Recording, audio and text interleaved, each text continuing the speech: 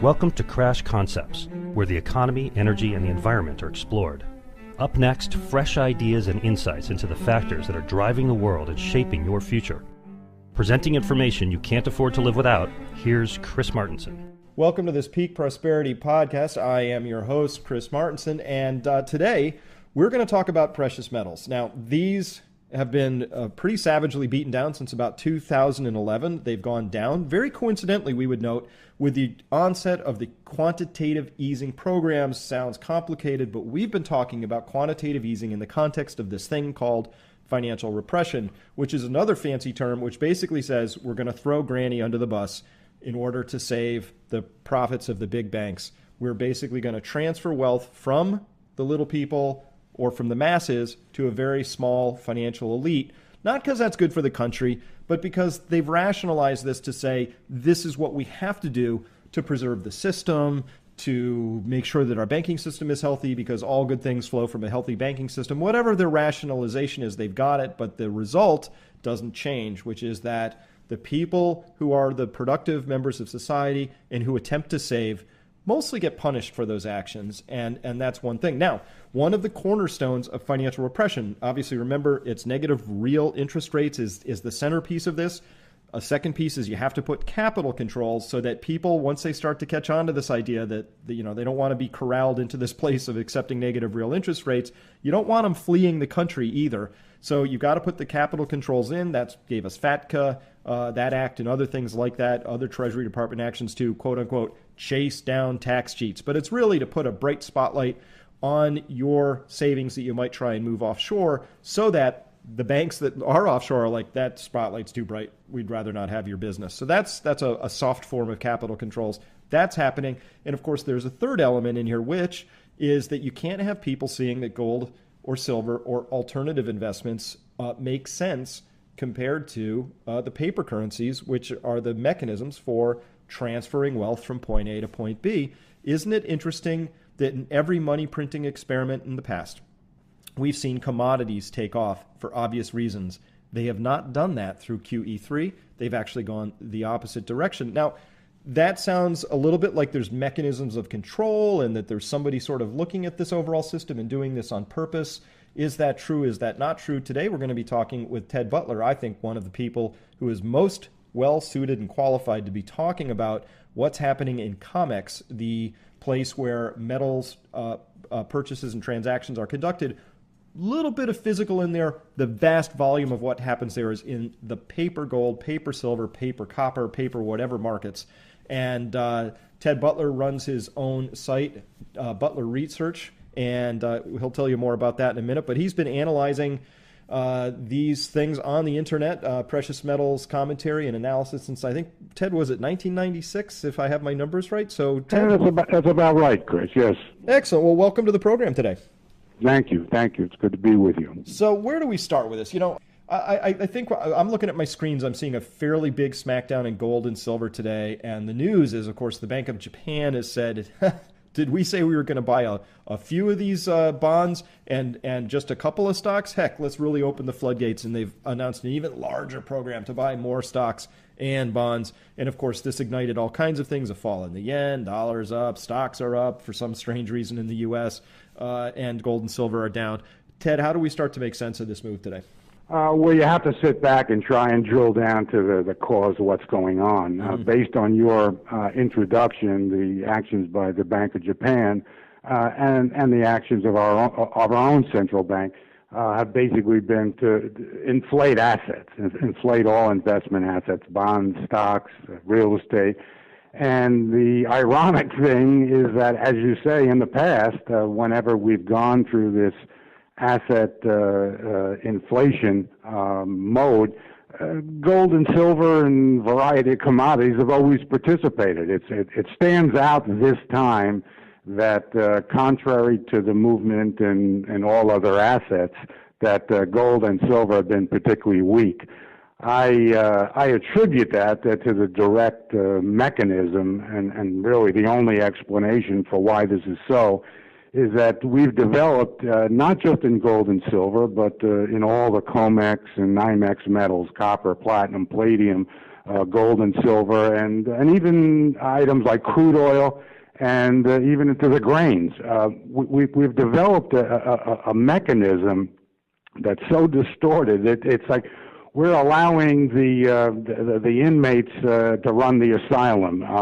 In other words, if you're looking for the specific cause, for instance, why gold and silver are particularly weak the last couple of days or any other time period, you can trace it directly to the derivatives market, specifically the COMEX. There's such a large volume, and it's not just trading volume, it's positioning, that the positioning is so extreme in these markets in such a large scale that it's actually become the tail that wags the dog.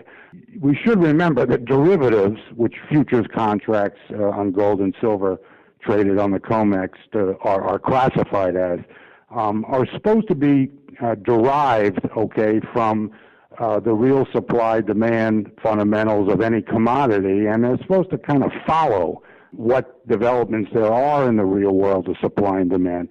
That's been distorted. That's no longer the case.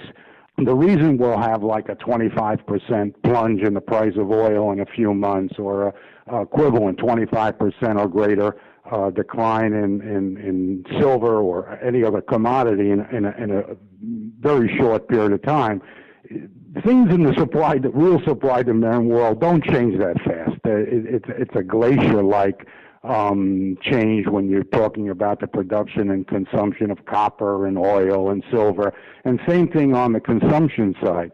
What's precipitating this whole thing is that the derivatives markets have become so large, and there's certain specific traders that have figured out how to game the system, that the derivatives market is always the cause for why we have these sharp moves. You can quantify. The crazy thing about it is that it's quantifiable. We have government reports come out every week in the form of the Commitment of Traders report from the Commodity Futures Trading Commission, and it shows clearly and unequivocally that certain large traders, classifications of traders, are distorting the market. And this is so against commodity law and the principle of free markets and the law of supply and demand that it's become untenable. And I think it's good. It's gone so extreme now that I think we may be in a position of a snapback to where we don't allow this anymore. Now, we've heard, Ted, a couple of things. I know that the CEO of First Majestic Silver talked about potentially, and this is just an idea stage at this point, but saying, hey, what if we producers got together and said enough of this? And I've been waiting for some producer to say that, right? Enough. Where supply and demand, those laws don't apply, or they're swamped completely, where the price determinant is now being dictated by a couple of large traders who are just flipping paper back and forth. And I'm sure it makes paper profits for them, but there are real impacts. So I was just down in Peru, had a chance to meet with the CEO of Buenaventura, a very large mining operation down there, in fact, the largest in Peru, and Rocco Benavides, and he said, I asked him, hey, silver at 17, are you making or losing money? He said, that's below our all-in cost of production. That's below, no question about it. So as you say, supply and demand should be glacial. We'll make, we'll need 3% more silver for our manufacturing processes next year, and we'll produce 3% more out of the ground. That's kind of glacial, 3% over a year, but you'll see these 15, 20% price swings in a couple of days, and below the cost of production. So really what you're saying is that this ability to whip these prices around, it's not good for metal producers, obviously. It's not good for consumers, obviously. It's terrible for investors, but it's pretty good for the people who run the show. And I assume they make a lot of money doing what they do, otherwise they wouldn't do it.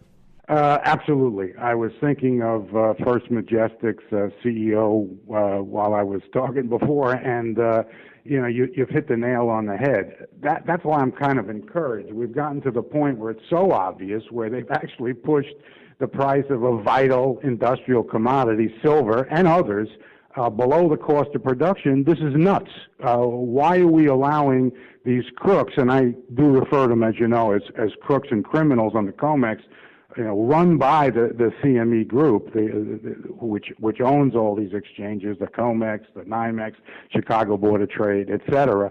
I don't know why it's allowed. It's good to see somebody like a Keith Neumeyer stepping up to the plate. You've got to be careful, though. I mean, you can't come out and seek to form a cartel to control prices. That's strictly against antitrust law. But I empathize with him and I applaud him because this is the first step. I mean, it's gotten so crazy that for many years, for decades, the miners, the silver miners in particular, have kind of ignored this whole thing. From what you're saying down in Peru and from what Mr. Neumeyer seems to be saying, that enough is enough. And I'm very encouraged that this is coming out now. It should have come out a long time ago. Yeah, it should have. And this is not just about precious metals, because I see this behavior in other markets and across the commodity complex. Heck, I see it in options markets for equities. I see it in equity markets. And what I see, Ted, is I see in the thin trading hours, all of a sudden, or even in during the thick of the hours, I will see orders come in, usually sell orders that come in that absolutely destroy the bid stack. So the bid stack, for people listening, is, let's imagine there's 10,000 investors all trying to buy or sell precious metals. And let's say the price is $16 an ounce for silver. There'll be people carefully positioned. There'll be a set of orders, the ask to buy orders sitting above the price, and there'll be a whole bunch of sell orders sitting below the price. And so you look at that, and there'll be a stack of them sitting there. There'll be a whole bunch of bids, to buy silver at various levels. And next thing you know, there's just going to be an order that will come in that will put so many sell orders on top of that bid stack that there's not enough buyers there anymore, and they just get crushed through, and the price just goes violently past that point. Now, in a free and fair market, we would be asking, did somebody do that? Was there one trader or one set of entities or maybe even a cartel that said, hey, let's put so many orders into this market so fast that we move the price to a new place where we want it to be? Because that's price manipulation. Ted, I was glad to hear you say that, it would be illegal to form a cartel because that would be violation of antitrust laws. Those laws apply. Like, you break those laws, trust me, someone will come after you and make those laws apply. But price manipulation is against the laws. I've checked them, and I see it happen all the time because nobody just puts a giant set of orders in to destroy a bid stack accidentally, and it doesn't happen all the time accidentally. So it's happening on purpose. Somebody's doing it. There should be an investigation. I'm not aware that there's ever been an actual investigation. I've only heard the CFTC said they looked into it, trust us, there's nothing going on here. But I haven't seen any investigation of any specific incident where somebody said, look at those 10,000 contracts that all got dumped on the market in that 1 minute window there. Who was it? I've never seen the results of that study. No, well, it's starting to come out in peripheral markets. It's not. I don't think anybody wants to touch it. And when it comes to like gold or silver, or some of the major markets, but it's becoming increasingly obvious to more and more people. It's a shame it had to get to this level where everybody's asking the regulator to do something or to explain something, but the ironic aspect of this is that this same regulator, the CFTC, is basically publishing data which proves what you were just saying about intent and deliberate nature to causing these positions to change. It goes. It's like prima facie evidence in the commitment of traders data that on every big price decline, no exception, every market, it's always the technical funds. They're in the managed money category. It's the technical funds that are selling on the way down, buying on the way up, and it's the commercials, the JP Morgans and other money center banks that are always the counterparties to these technical funds. It gets a little bit confusing, but the point is that if you open up and know how to read this weekly commitment of traders data that comes out, it'll show you that without exception on every major price decline in metals and other commodities, I'm not quite sure about stocks and bonds. I don't know how to measure that, to be honest, but in every commodity, gold and silver certainly, on every major decline, it's always the technical funds that are selling and always the commercials that are buying, with no exception. Now, the problem with that is that how can that be recurring over and over and in a market that is not manipulated? How is it that the commercials can always buy to the downside, as they're buying the last couple of days hand over fist in gold and silver on these big down days, and always that the technical funds are selling it? How is it that there's never an exception to it? And the deliberate and repetitive nature to this trade, which is proven in the government's own documents, and it's astronomical amounts. In oil, over the last 3 months, the technical funds sold 150 million barrels equivalent of oil.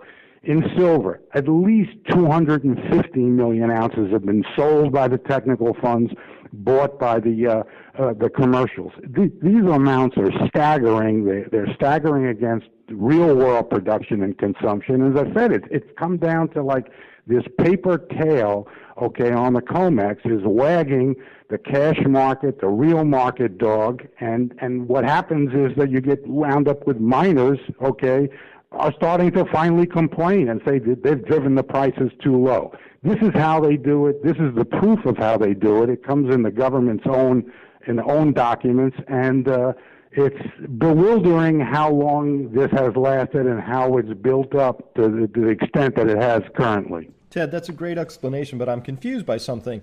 If I personally was always buying into a falling market, I would lose money at that. How is it that the commercials do? Well, first of all, the commercials will never run out. J.P. Morgan can't run out of money. Okay, it's impossible. Okay, if they run out of money, the world is dead. The world is over. So the banks, this is where the money comes from. You know, that's why Willie Sutton chose to rob them. That's where the money is. Okay, so they'll never, they've never lost. I should say never. That something can happen, but up until this point, banks don't have to worry about margin calls. They are the money. They are the money source. So they can take a position like that. Right now, for instance, argument's sake, the technical funds are ahead. Okay, they have open profits on the contracts that they've sold short over the last 3 months in silver. They're ahead to the tune of over $600 million today. It's a phenomenal amount of money, the most in history. It means that on the other side of the equation, the commercials, not just the commercials, but who's ever long against these technical funds, okay, is out the equivalent amount.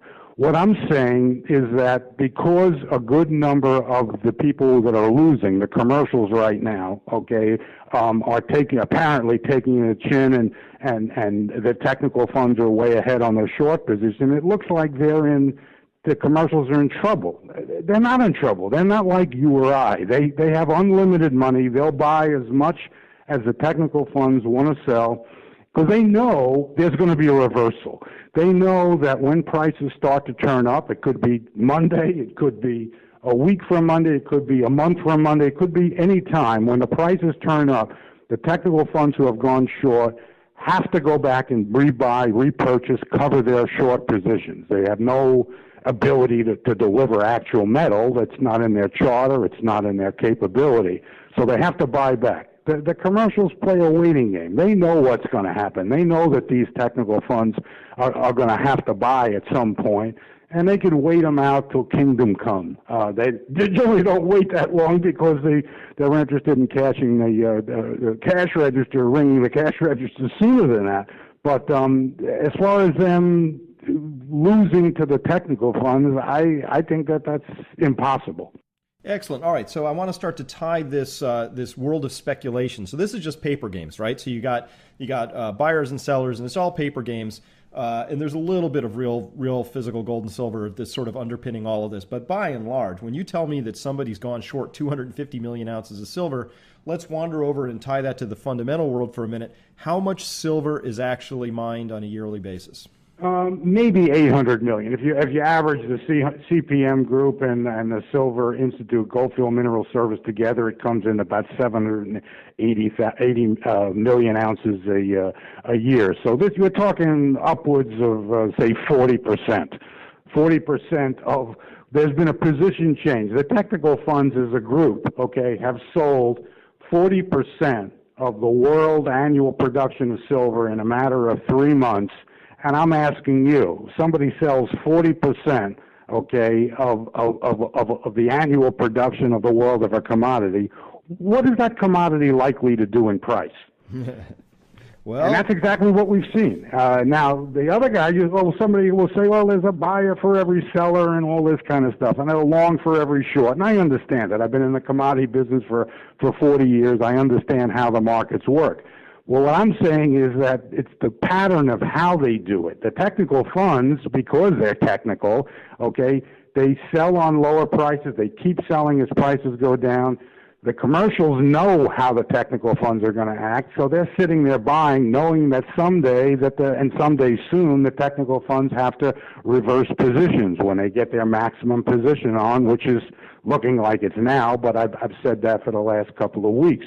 The fact of the matter is that the game is rigged, okay, but the people who are one of the main participants, the technical funds, they don't realize it's a rigged game. And so they're playing it as if it's a free market. And because this is a game that's between two sets of very large and sophisticated traders, the commercial banks basically on one hand, and these money managers, professional money managers, who collectively have hundreds of billions of dollars of other people's assets under management. So these are not little guys in the street. Mm-hmm. The guy who's investing in silver or gold or mining shares, it doesn't play a role in this at all. It's strictly between these two mega groups. It's like a bucket shop or something on the largest scale that you can imagine, that they are playing this private game on the COMEX in paper contracts, as you say, and this is what's resulting in it's dictating prices to the rest of the world. It's the craziest thing you've ever seen. It's completely against commodity law. It's just that the regulators are so beholden because of this revolving door between industry and the regulatory world that everybody pretends what is happening is not really happening. But we can see it. I mean, the CEO of First Majestic wouldn't come out and suggest something like a cartel to fight these guys, okay, if it wasn't a serious situation. It is very serious. Recognition of a problem, of course, is always 50% or more of the solution. So I'm hopeful that with more people becoming aware of what this game is all about, that enough people are going to sit back and say, hey, wait a minute, this is the craziest thing I've ever seen, as it is, and demand that it change, or demand at least that the government or the CME stand up and answer these questions. I mean, I'm sitting here accusing them of being crooked and explaining the game, why it's manipulating, because the futures market is dictating to the real market what the price should be. That's crazy. That's illegal.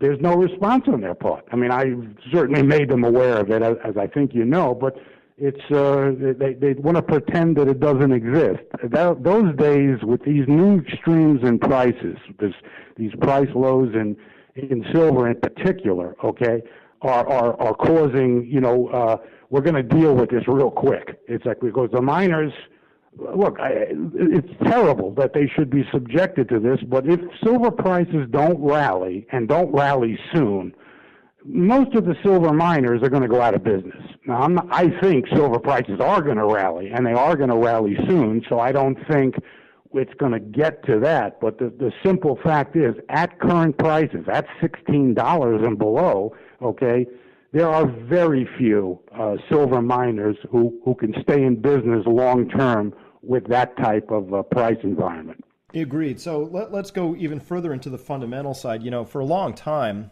being somebody who's been interested in how this whole game works, I believed in the rallying cry, which was someday, this long and the short paper game loses its handle on the game because physical supplies and comics, the famed comics shortages run out. But comics never seems to run out. There always seems to be 100 million ounces of silver kicking around in there, and plenty of gold to sort of keep the inverted pyramid of paper working and shuffling.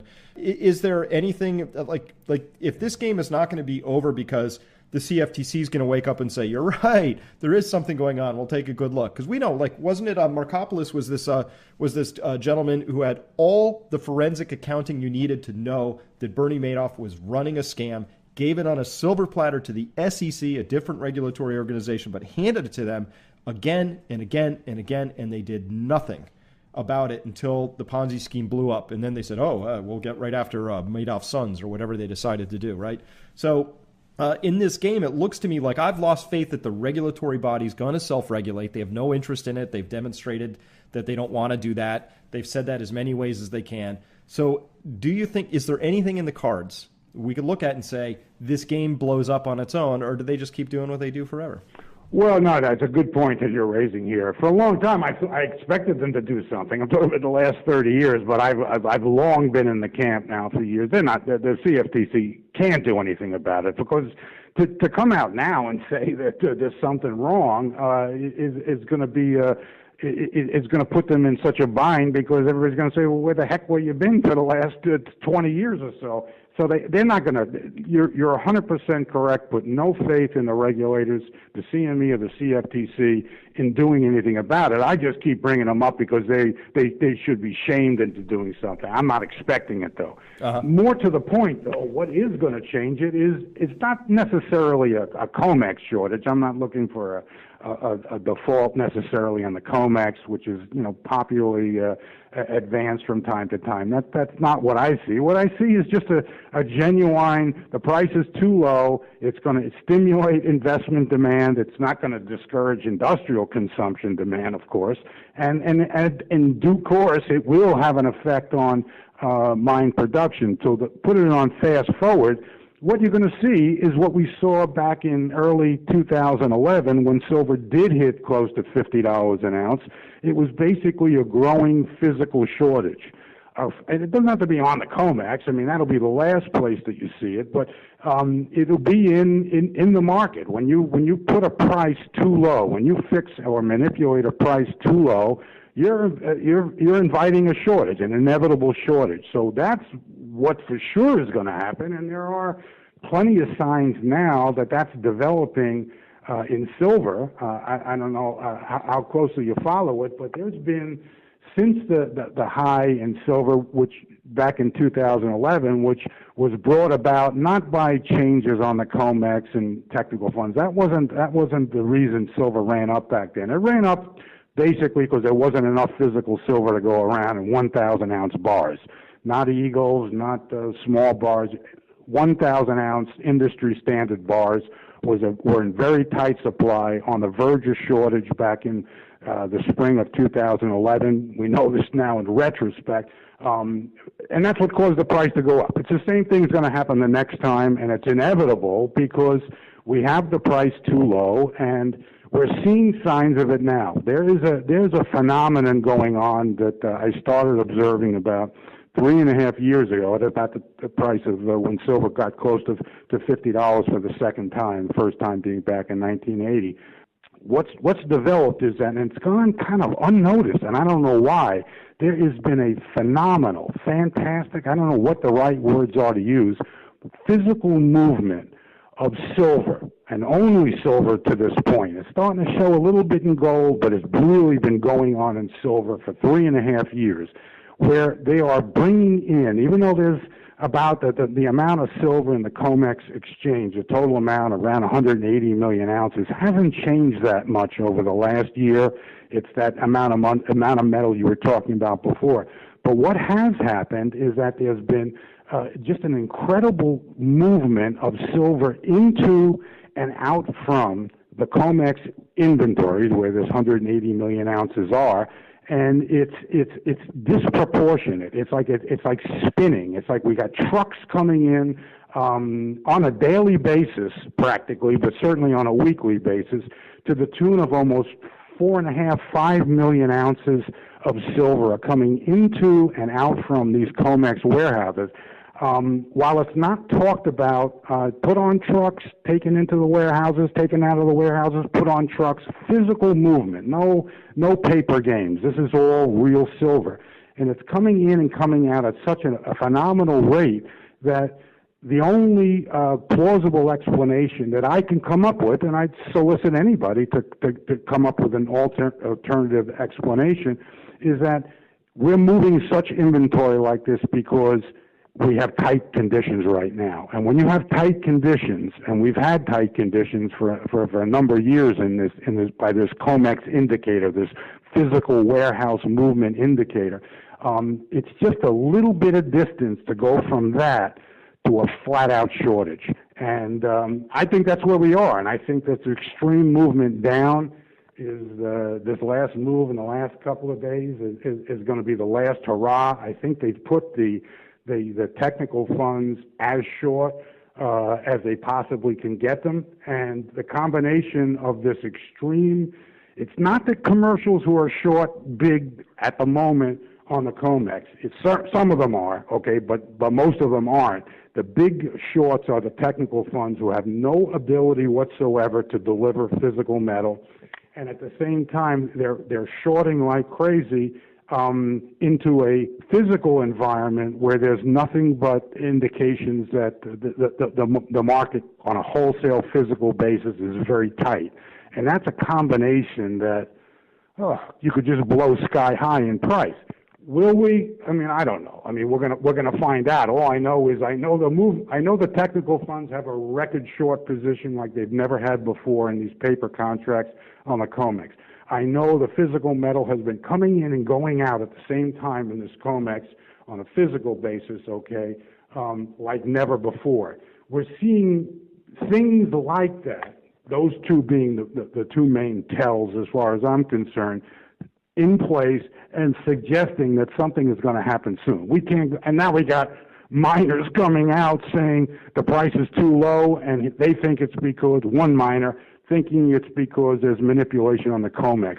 It's like incoming mortar. It's getting closer and closer to hitting the ammo dump, and those are the signs. I don't know. I don't know if there's any other explanation for why prices are low. Well, if it's not these games on the COMEX, what the heck is it? Well, it has to be the games on the COMEX. We can speculate as to why those games are played. I know that in the scheme of financial repression, which the Fed is very much actively engineering, controlling the gold price is actually one of the things. And I think silver tracks gold in this story to a large extent. And let me be completely honest and fair about this. If I'm the Federal Reserve and I'm faced exactly with what they're facing, and I knew that financial repression was the one thing that would, A, allow me to kick the can down the road, and B, offer a slight glimmer of hope, because maybe it could work, because maybe global growth will come back in time to save the day one more time. If I held those views, I would be doing exactly this, which is controlling the price of gold as much as possible. Now, here's the funny thing. We live in this new global world. And there is this thing called supply and demand that does actually still apply in the world of economics. Take ourselves outside of the crazy world of COMEX and all that.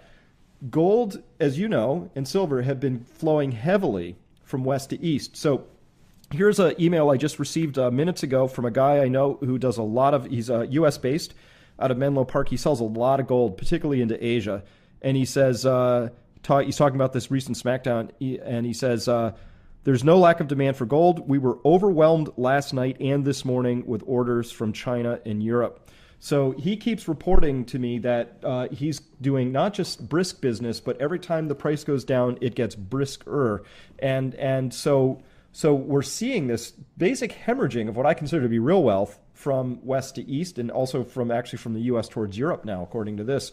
Although a lot of the Europe stuff flows back into Switzerland, which gets formed into kilobars, which ends up on the Shanghai Gold Exchange, or it goes off to Mumbai or something, right? So what are you seeing in terms of that overall flow of gold? And second, editorially, do you think anybody in the United States cares at all, or are we just like thinking this is all barbarous relic moment and we don't care? Well, you're probably right on both counts. I mean, I think I have to accept the reports of demand for gold and silver for what they are.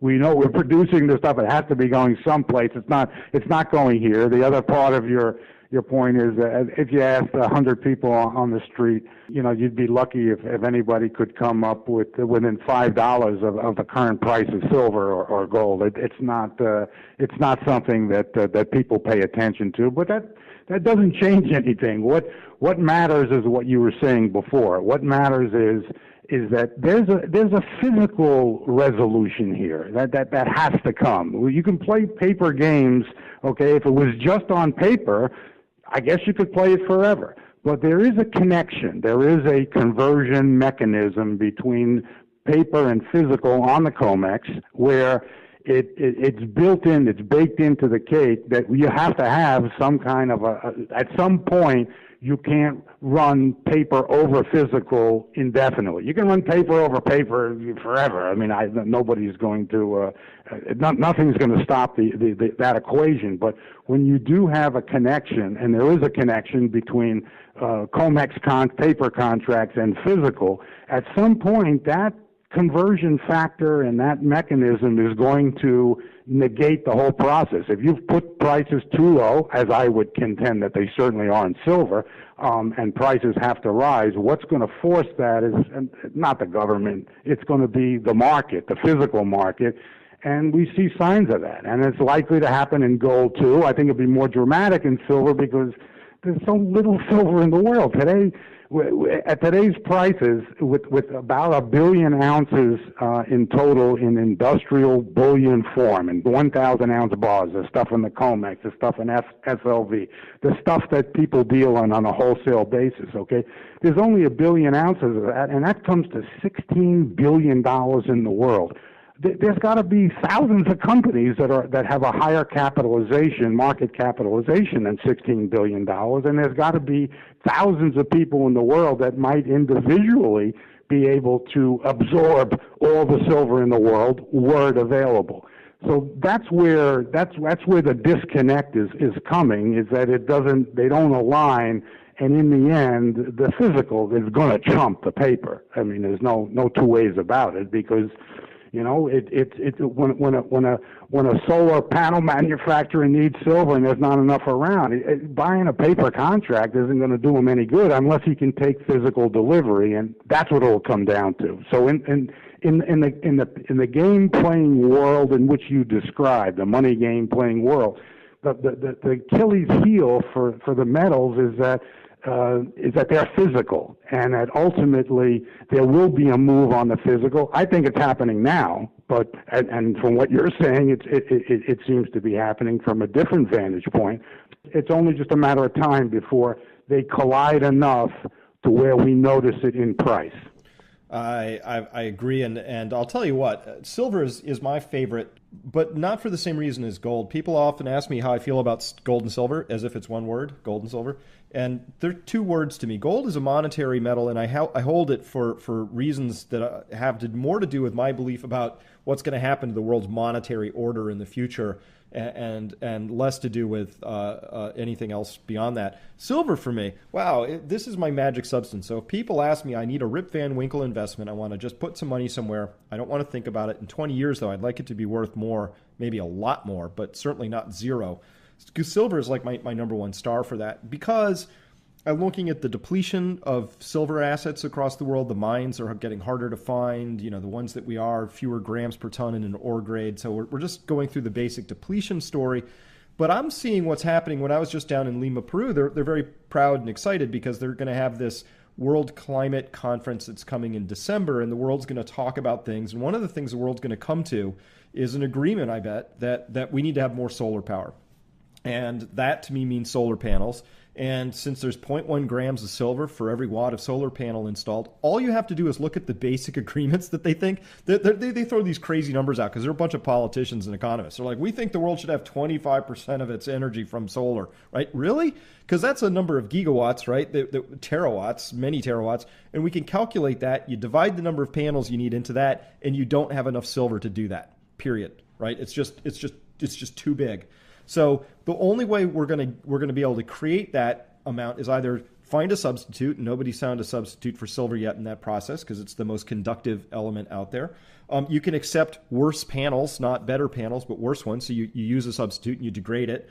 You find a better manufacturing process so you can use slightly less silver. I bet we'll do that. But meanwhile, you know, overall, we're going to be probably wanting more and more and more silver for that one application at a scale that's large enough to make me go, that pretty much consumes what we know we've got. And by the way, the stuff we've got is depleting. So I put all that together, Ted, and I just go, I'd like to be there. I'm not smart enough to know what it's going to do tomorrow in price or the week after that, but I look at that trend and I go, I have this faith that we're going to find more uses for silver, not fewer. I have a faith that we've basically run through all the best deposits of silver, so they become deeper, more dilute, more difficult to process as we go forward. And I have this other faith that energy is going to become more expensive, not less. And mining uses a fantastic amount of the world's energy. It's a very high proportion. So you put all that into one mix and I go, this is where I want to be. And so that's my view. And so I watch stuff like this, what happens in the paper markets. I'm like, these people are basically who are controlling the price of silver. They're just doing, it's like they're doing it for optics in sport, and it has nothing to do with helping us as a society, as a species, as a culture, figure out where's the right way to go, which is the thing that drives me nuts. Because, Ted, the pricing mechanism is important to help people make decisions. The decision you would make from silver based on its price is nobody wants it and it's super abundant. And neither of those things are true. Oh, God, you've said it perfectly. And we use silver, and because we use it and we're going to use more of it, there's more of a chance of a shortage. What you're basically saying at some point, you're going to hit a shortage situation, and when you hit a shortage situation in silver or any commodity, okay, the sky's the limit.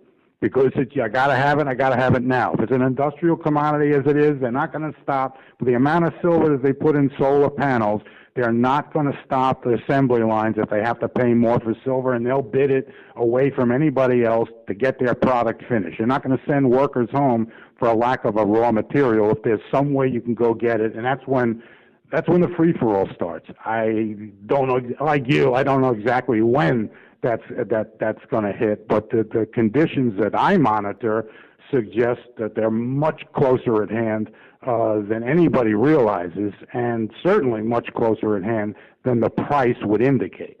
Great. Now, and in closing here, I want to make sure that we get this one part because we skipped past it. But if I heard you right, you said something, and maybe I misheard you, so correct me if I'm wrong, but you mentioned that there's record short from the technicals in silver. Is that correct? Correct, absolutely, and probably more so now, but this is as it happens to be the last Commitment of Traders report. We have a new one coming out in a couple of hours, okay? But the last week's report showed a record highest level of technical fund, managed money, short positions in history. I suspect it's much higher now, not necessarily in today's report, but in next week's report as a result of the price action and volume that we've seen the last couple of days. No two ways about it. Record high technical fund short positions in silver. So record as in never higher in history. Never higher. I just want to be really clear on this. Record. Okay. I mean, you want to call back in 2 hours and I'll tell you what they held this week, but the real report is what's going to come out next week, okay? But for last week's report, the most current data I have talking to you, it's a little bit over 45,000 gross contracts short in the managed money section of last week's Commitment of Traders report. That is an all-time record for that category. That's the category where the technical funds are classified. Wow. All right. Well, records, I pay attention to records. Those are important moments. I think it's even probably higher than that now, but this is why we went down. These guys sold an incredible amount, sold out longs, added short positions to the tune of like close to 50,000 contracts or 250 million ounces. There's only about 30 of them. They don't even realize what the heck they're doing. There's no one trader that is responsible for it. It's that they're collectively acting following the same price signals, that they're trading as one entity, not intentionally, but effectively. And that's how we've gotten to this point. They keep selling as it goes down, they keep going short, adding to shorts as the price declines. But at some point, it must stop and reverse. And because we have a record short position, that reversal is more likely to be explosive to the upside than not. All right. Well, I do like records, and it's been a while since I bought silver. I bought a while, but today's price has me in a shopping mood. So I'm going to get off this podcast, and I am actually going to be placing an order today for more, just because there's a little. I do this just because it's something I like to do when prices really get run down. I have a little moment where I say thank you very much for all of my subsidized silver. I appreciate it very much. I just don't know who to send the thank you note to. So you've helped me understand that. I should find out who these technical funds are and write them some nice thank you notes at some point in the future. So I think that would be appropriate. And to the CFTC, I'll say thank you very much. That would thank you. There you go. There you go. All right. Well, Ted, tell people where they can follow your work more closely, because you do some great work, and I just love your point of view. Well, I have it's www.butlerresearch.com, all one word, and it's twice weekly report that I put out, reviewing the week and giving ideas. It's really centered on silver. It's not broad economic commentary. It's specific to silver. It's similar to the stuff that we've talked about today. Excellent. Well, thank you so much for your time today, and I really like your perspective, and I just love that, none of us know where the price is going to go, but boy, if you can just start tracking how the system operates and how the fundamentals sort of key into that, we've got what a monumental disconnect we've got today, and I love disconnects. I think those create opportunities. There you go. I agree. Right. Thanks Great. a lot. You're welcome. Bye-bye. Thank you.